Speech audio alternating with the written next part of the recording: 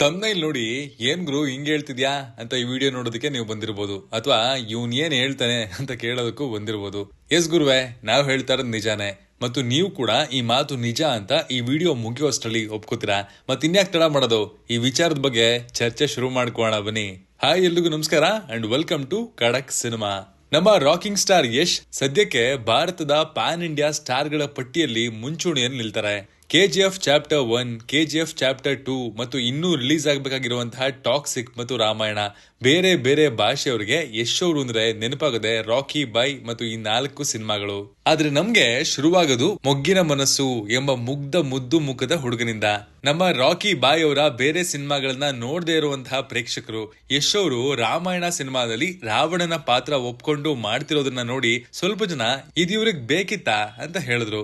ಸ್ವಲ್ಪ ಜನ ಇದು ಅವ್ರ ಫಿಲಂ ಕೆರಿಯರ್ ನ ಬೆಸ್ಟ್ ರಿಸ್ಕು ಅಂತ ಕೂಡ ಅಂದ್ರು. ಮತ್ತಷ್ಟು ಜನ ಯಶ್ ಅವರ ಫಿಲಂ ಕೆರಿಯರ್ ನಲ್ಲಿ KGF ಬಿಟ್ರೆ ಬೇರೆ ಏನೂ ಇಲ್ಲ, KGF ಹಿಟ್ಟಾಗಿದ್ದು ಪ್ರಶಾಂತ್ ನೀಲ್ ಅವರಿಂದ ಅಂತ ಕೂಡ ಹೇಳಿದ್ರು.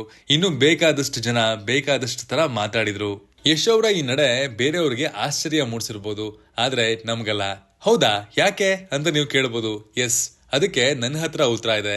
ಈ ಉತ್ತರ ನಾನೇ ಕಂಡುಕೊಂಡಿದ್ದಲ್ಲ, ಬದಲಿಗೆ ಯಶ್ ಅವರ ಫಿಲ್ಮೋಗ್ರಫಿಯಲ್ಲಿ ಅಬ್ಸರ್ವ್ ಮಾಡಿದ್ದು ಅಂಡ್ ಅಬ್ಸರ್ವ್ ಮಾಡಿ ಅನಲೈಸ್ ಮಾಡಿದಾಗ ಉತ್ತರ ಸಿಕ್ಕಿದ್ದು. ಈಗ ಅವರು ಮಾಡಿರುವಂತಹ ಸಿನಿಮಾಗಳನ್ನ ಒಂದೊಂದಾಗಿ ನೋಡ್ಕೊಂಬರೋಣ ಬನ್ನಿ. Gokula, Kirataka, Rajadhani, lucky, drama, mister and Mrs Ramachari, masterpiece, KGF 1 and 2, toxic ಮತ್ತು ರಾಮಾಯಣ. ಯಶ್ ಅವರ ಫಿಲ್ಮೋಗ್ರಫಿ ನೋಡಿದ್ರೆ ಒಂದೇ ಫಾರ್ಮುಲಾ ಕಾಣಿಸಲ್ಲ. ಕಾಮಿಡಿ ಇದೆ, ರೊಮ್ಯಾನ್ಸ್ ಇದೆ, ಫ್ಯಾಮಿಲಿ ಡ್ರಾಮಾ ಇದೆ, ಆಕ್ಷನ್ ಇದೆ, ಕ್ರೈಮ್ ಶೇಡ್ಸ್ ಇದೆ, ಪೀರಿಯಾಡಿಕ್ ಸ್ಕೇಲು ಇದೆ. ಯಶ್ ಅವರು ಯಾವತ್ತೂ ಕೂಡ ಮೊನೋಟೋನಸ್ ಪಾತ್ರಗಳನ್ನ ಮಾಡೇ ಇಲ್ಲ. ತಮ್ಮನ್ನ ಸುಮಾರಷ್ಟು ವಿಭಿನ್ನವಾದ ಪಾತ್ರಗಳಲ್ಲಿ ಪ್ರೇಕ್ಷಕರ ಮುಂದೆ ಪ್ರೆಸೆಂಟ್ ಮಾಡ್ಕೊಂಡೇ ಬಂದಿದ್ದಾರೆ. ನಾನು ಈ ಮೇಲ್ಗಡೆ ಹೇಳಿರುವಂತಹ ಎಲ್ಲಾ ಸಿನಿಮಾಗಳನ್ನ ನೋಡ್ಕೊಂಡು ಬಂದ್ರೆ ಯಶ್ ಅವರು ಈ ಸಿನಿಮಾಗಳ ಹೀರೋ ಅನ್ನೋದನ್ನ ಬಿಟ್ಟು ಇನ್ನೊಂದು ವಿಷಯ ಕಾಮನ್ ಆಗಿ ನಮ್ಗೆ ಕಾಣಿಸುತ್ತೆ. ಅದೇ ಈ ಸಿನಿಮಾಗಳಲ್ಲಿ ಅವರು ಮಾಡಿರುವಂತಹ ಪಾತ್ರಗಳು. ಈ ಪಾತ್ರಗಳು ಒಬ್ಬ ಕನ್ವೆನ್ಷನಲ್ ಹೀರೋ ಈಸಿಯಾಗಿ ಡೈಜೆಸ್ಟ್ ಮಾಡ್ಕೊಳ್ಳುವಂತಹ ಪಾತ್ರಗಳಲ್ಲ. ಇವೆಲ್ಲ ಬೇರೆ ಬೇರೆ ಕ್ಯಾರೆಕ್ಟರ್ಸ್. ಆದ್ರೆ ಒಂದು ಥಿಂಗ್ ಕಾಮನ್, ಇವರು ಕನ್ವೆನ್ಷನಲ್ ಹೀರೋಸ್ ಅಲ್ಲ. ಈ ಪಾತ್ರಗಳು ವೈಟ್ ಬ್ಲಾಕ್ ಅನ್ನೋದನ್ನ ಬಿಟ್ಟು ಗ್ರೇ ಆಗಿ ನಿಲ್ತವೆ. ಈ ಪಾತ್ರಗಳನ್ನ ನಾವು ಸಮಾಜದ ದೃಷ್ಟಿಯಿಂದ ನೋಡಿದ್ರೆ ಮಾರಲಿ ಕ್ವಶ್ಚನಬಲ್ ಕ್ಯಾರೆಕ್ಟರ್ಗಳು, ಫ್ಲಾಡ್ ಹೀರೋಗಳು, ಆಂಟಿ ಸೋಷಿಯಲ್ ಅಥವಾ criminal hero, violent, arrogant, short temper, rebellious character, ಇನ್ನು ಸಾಕಷ್ಟು ಎಲಿಮೆಂಟ್ಸ್ ಗಳನ್ನ ಈ ಪಾತ್ರಗಳಲ್ಲಿ ನೋಡಬಹುದು.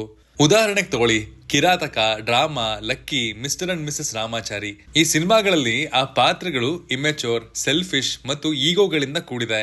ಅವನ ಅಪ್ಪನನ್ನ ಸೇರಿಸಿ ಇಡೀ ಊರೇ ಬೈಯುವಂತಹ ಸೋಮಾರಿ ಹಳ್ಳಿ ಹೈದ, ಗೊತ್ತು ಗುರಿ ಇಲ್ಲದೆ ಇರುವಂತಹ ನಂದೀಶನ ಪಾತ್ರ, ಎಕ್ಸಾಮ್ ಹಾಲ್ ನಲ್ಲಿ ಸಿನಿಮಾ ಸ್ಟೈಲ್ ಅಲ್ಲಿ ಕಾಪಿ ಹೊಡೆಯೋ ಪಾತ್ರ, ಇವೆಲ್ಲ ಈ ಎಲಿಮೆಂಟ್ಸ್ಗೆ ಉದಾಹರಣೆಗಳು.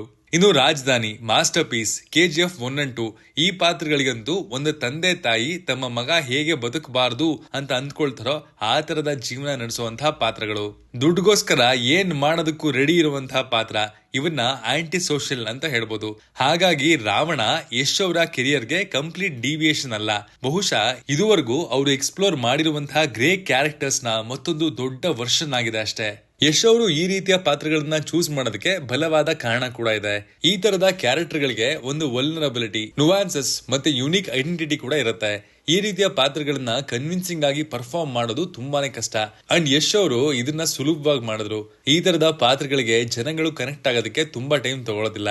ಜನಗಳು ಈ ಪಾತ್ರಗಳ ಸ್ಕ್ರೀನ್ ಪ್ರೆಸೆನ್ಸ್ ಅನ್ನ ಇಷ್ಟಪಡ್ತಾರೆ, ಆ ಪಾತ್ರಗಳನ್ನ ಇಮಿಟೇಟ್ ಮಾಡ್ತಾರೆ. ಈ ಕ್ಯಾರೆಕ್ಟರ್ಗಳು ರೈಸ್ ಫ್ರಮ್ ನಥಿಂಗ್ ಅನ್ನೋದು ಸ್ಕ್ರೀನ್ ಪ್ಲೇಗೆ, ಕ್ಯಾರೆಕ್ಟರ್ ಆರ್ಕ್ಗೆ ಒಳ್ಳೆ ಬೂಸ್ಟ್ ಕೊಡುತ್ತೆ. ಅಷ್ಟೇ ಅಲ್ಲದೆ ಸಿನಿಮಾ ಶುರುವಿಂದಾನೆ ಒಳ್ಳೆ ಪ್ರೊಟೋಗನಿಸ್ಟ್ ಅಂತ ಶುರುವಾದರೆ ಸ್ಟೋರಿ ಪ್ರೆಡಿಕ್ಟಬಲ್ ಆಗುವಂತಹ ಸಾಧ್ಯತೆ ಕೂಡ ಇರುತ್ತೆ. ಆದ್ರೆ ಈ ಸೆಂಟಿಮೆಂಟ್ ಗೆ ಒಂದಷ್ಟು ಆಪೋಸಿಟ್ ಎಕ್ಸಾಂಪಲ್ಸ್ ಕೂಡ ಇದೆ. ಈ ಕ್ಯಾರೆಕ್ಟರ್ಗಳು ಈಗಿನ ದಿನಗಳಲ್ಲಿ ಜಾಸ್ತಿ ಆಗಿದೆ. ಪುಷ್ಪ, ಲಕ್ಕಿ ಭಾಸ್ಕರ್, ಮಫ್ತಿಯಲ್ಲಿ ಭೈರತಿ ರಣಗಲ್, ಉಗ್ರಂನ ಅಗಸ್ತ್ಯ, ಮಹಾನ್, ಮಂಕಾತ, ರಾಜ್ಕುಮಾರ್ ಅವರ ದಾರಿ ತಪ್ಪಿದ ಮಗ, ಅಂಬರೀಶ್ ಅವರ ಅಂತ, ವಿಷ್ಣುವರ್ಧನ್ ಅವರ ನಾಗರ ಹಾವು, ಮತ್ತೆ ಸಾಕಷ್ಟು ಉದಾಹರಣೆಗಳು ಕೂಡ ಇದೆ. ಏನ್ ಗುರುವೆ, ಈ ತರದ ಪಾತ್ರಗಳನ್ನ ಮುಂಚಿನ ಹೀರೋಗಳು ಮಾಡಿದ್ರಲ್ಲ, ಈಗಿನ ಹೀರೋಗಳು ಮಾಡ್ತಾ ಇದ್ದಾರೆ, ಯಶ್ ಅವರಲ್ಲಿ ಏನ್ ಸ್ಪೆಷಲ್ಲು ಅಂತ ನೀವ್ ಹೇಳ್ತಿರೋದ್ರಲ್ಲಿ ಏನು ತಪ್ಪಿಲ್ಲ. ಅದಕ್ಕೂ ನನ್ನ ಹತ್ರ ಉತ್ತರ ಇದೆ. ಯಶ್ ಅವರು ಒಂದು ಶೋನಲ್ಲಿ ತಮ್ಮ ಮುಂದಿನ ಯೋಜನೆಗಳ ಬಗ್ಗೆ ಕೇಳಿದಾಗ ಒಂದು ಮಾತು ಹೇಳಿದ್ರು, I am not here to play safe. ನಿಮ್ಗೆ ಈ ಮಾತು ಕೇಳಿದ್ರೆ ಗೊತ್ತಾಗುತ್ತೆ ಅಂತ ಅನ್ಸುತ್ತೆ. ಯಶ್ ಅವರು KGF ಸಕ್ಸಸ್ ನಂತರ ಸೇಫ್ ಆಗಿ ಯಾವುದೋ ದೊಡ್ಡ ಡೈರೆಕ್ಟರ್ ಜೊತೆಗೆ ಸಿನಿಮಾ ಮಾಡಬಹುದಿತ್ತು. ಆದ್ರೆ ಯಶ್ ಅವರು ಬೇರೆ ಸ್ಟಾರ್ ಗಳ ರೀತಿ ಕಂಫರ್ಟ್ ಝೋನ್ ನಲ್ಲಿ ನಿಂತು ನೀರಾಗಿಲ್ಲ. ಆ ಕಂಫರ್ಟ್ ಝೋನ್ ನಿಂದ ದೂರ ಬಂದು ಸಿನಿಮಾ ಮಾಡಿದ್ರು. ತಮ್ಮ ಮುಂದಿನ ಸಿನಿಮಾನ ಫೀಮೇಲ್ ಡೈರೆಕ್ಟರ್ಗೆ ಕೊಟ್ಟು ಟಾಕ್ಸಿಕ್ ಕ್ಯಾರೆಕ್ಟರ್ ಅಲ್ಲೇ ಕಾಣಿಸ್ಕೋತಾ ಇದ್ದಾರೆ. ರಾವಣ ಅನ್ನುವಂತಹ ಒಬ್ಬ ಆಂಟಗನಿಸ್ಟ್ ಪಾತ್ರವನ್ನ ಮಾಡೋದಕ್ಕೂ ಸಹ ಒಪ್ಕೊಂಡಿದ್ರು.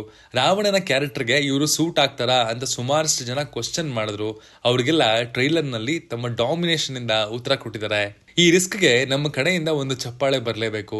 ಯಶ್ ಅವ್ರು ಏನಾದ್ರು ಈಗ ಈಸಿ ರೂಟ್ ತಗೊಂಡು ಸಿನಿಮಾ ಮಾಡಿದ್ರೆ ಅವರು ಇವತ್ತು ಟಾಕ್ಸಿಕ್ ಸಿನಿಮಾ ಫೇಸ್ ಮಾಡ್ತಿರುವಂತಹ ಯಾವುದೇ ಕಾಂಟ್ರವರ್ಸಿಗಳು ಕೂಡ ಅವ್ರ ಕಡೆ ಬರ್ತಾನೆ ಇರಲಿಲ್ಲ. 4 ಜನ ಕೈ ಮುಗಿಯೋ ತರ, ಎಲ್ಲಾ ಹೆಣ್ಣು ಮಕ್ಕಳ ಅಣ್ಣನ ಪಾತ್ರ ತರ ಒಂದು ಸೇಫ್ ವೈಟ್ ಕ್ಯಾರೆಕ್ಟರ್ನ ಮಾಡ್ಬೋದಿತ್ತು. ಬಟ್ ಇವತ್ತಿನ ಟ್ರೆಂಡು ಹಾಗಿಲ್ಲ. ಜನಗಳಿಗೂ ಕೂಡ ಅದು ತುಂಬಾ ರುಚಿಸ್ತಾ ಇಲ್ಲ ಅನ್ನೋದು ಯಶ್ ಅವರು ಅರ್ಥಕೊಂಡಿದ್ರು ಅಂತ ಕಾಣುತ್ತೆ. ಬಾಹುಬಲಿ ನಂತರ ಪ್ರಭಾಸ್ ಅವರು ಈ ಸಮಸ್ಯೆನ ಫೇಸ್ ಮಾಡಿದ್ರು. ಬಟ್ ಅವರ ಸಿನಿಮಾಗಳ ಆಯ್ಕೆ ಅವರ ಕೈ ಹಿಡಿಲಿಲ್ಲ. ಅಲ್ಲು ಅರ್ಜುನ್, ರಾಮ್ ಚರಣ್, ಜೂನಿಯರ್ NTR ಇವರು ಈ ಸುಳಿಯಿಂದ ಆಚೆ ಬರಬೇಕು ಅಂತ ಕಾಯ್ತಾ ಇದ್ದಾರೆ. ಪ್ರತಿ ಪ್ಯಾನ್ ಇಂಡಿಯಾ ಸ್ಟಾರ್ಗೂ ತಮ್ಮದೇ ಆದಂತಹ ಪೋಸ್ಟ್ ಸಕ್ಸಸ್ ಎಕ್ಸ್ಪೆಕ್ಟೇಷನ್ಸ್ ಮತ್ತು ಇಮೇಜ್ ಇರುತ್ತೆ. ಆ ಇಮೇಜ್ ನ ಮೀರ್ ಹೋಗೋದು ಎಲ್ರಿಗೂ ಒಂದು ಚಾಲೆಂಜು. ಇದೇ ಕಾರಣಕ್ಕೆ ಯಶ್ ಅವರು ತಮ್ಮ ಸಿನಿಮಾದ ಪ್ರತಿಯೊಂದರಲ್ಲೂ ತಮ್ಮ ಕ್ರೆಡಿಬಿಲಿಟಿ ಕಾಪಾಡ್ಕೊಳ್ಳೋದಕ್ಕೆ ಹೊರಡ್ತಾ ಇರೋದು. ಯಶ್ ಅವರ ಈ ರಿಸ್ಕ್ ಟೇಕಿಂಗ್ ಅಬಿಲಿಟಿಯಿಂದಾನೇ ಬೇರೆ ಹೀರೋಗಳಿಗಿಂತ ಇವರು ವಿಶೇಷವಾಗಿ ಕಾಣಿಸೋದು. ನಾನು ಈ ಮುಂಚೆ ಹೇಳಿದ ಈ ವಿಚಾರ ಯಶ್ ಅವರ ಈಗಿನ ಯೋಚನೆ ಅಲ್ಲ, ಇದು ಅವರು ಮಾಡಿರುವಂತಹ ಸಿನಿಮಾಗಳನ್ನ ನೋಡಿದ್ರೆ ಗೊತ್ತಾಗ್ಬಿಡುತ್ತೆ. ಇದೇ ರೀತಿ ಯಶ್ ಅವರು ನಮ್ಮ ಕನ್ನಡ ಸಿನಿಮಾವನ್ನ ಮತ್ತಷ್ಟು ಎತ್ತರಕ್ಕೆ ತಗೊಂಡು ಹೋಗ್ಲಿ, ಇನ್ನೂ ಒಳ್ಳೊಳ್ಳೆ ಸಿನಿಮಾಗಳನ್ನ ನಮ್ಮಂತಹ ಸಿನಿಮಾ ಪ್ರೇಮಿಗಳಿಗೆ ಕೊಡ್ಲಿ ಅಂತ ಕೇಳ್ಕೊತಾ ಈ ವಿಡಿಯೋ ಮುಗಿಸ್ತಾ ಮುಂಚೆ ಯಶ್ ಅವರು ಟ್ರೈಲರ್ ಲಾಂಚ್ ನಲ್ಲಿ ಹೇಳಿದ ಒಂದು ಮಾತು ಹೇಳಿ ಮುಗಿಸ್ತೀನಿ. ನಾವು ತಾಳಕ್ಕೆ ತಕ್ಕಂತೆ ಕುಣಿಬೇಕು, ಕಾಲಕ್ಕೆ ತಕ್ಕಂತೆ ನಡಿಬೇಕು. ಈ ವಿಚಾರದ ಬಗ್ಗೆ ನಿಮ್ಮ ಅಭಿಪ್ರಾಯ ಕಮೆಂಟ್ ಸೆಕ್ಷನ್ ಅಲ್ಲಿ ತಿಳಿಸಿ. Signing off, Manu.